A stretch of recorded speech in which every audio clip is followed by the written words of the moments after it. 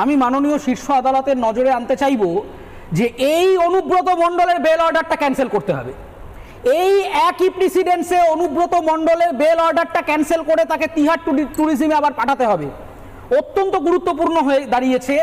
এই রকম একটি মানুষ, আমি আপনাকে একটা ওনার যে চিঠিটা প্রকাশিত হয়েছে, তিনি যে ক্ষমা প্রকাশনা করেছেন, সেই ক্ষমা প্রকাশনা উনি লিখছেন এই পয়েন্টটা খুব গুরুত্বপূর্ণ। বলছে যে দুঃখিত ইত্যাদি, দিদির পুলিশের কাছে একবার কেন 100 বার ক্ষমা চাইতে পারি। দিদির পুলিশ মানেটা কি? লালবাজারটা কি কারোর পৈতৃক সম্পত্তি নাকি? ভারতের সংবিধানটা কি কোনো দাদা দিদি পিসে মশাই জ্যাঠা কাকা মামা মামির সম্পত্তি নাকি? এইটা ভারতবর্ষের সংবিধান। এই পশ্চিমবঙ্গটা 10 কোটি 11 কোটি বাঙালির পশ্চিমবঙ্গ। দিদির পুলিশ মানে?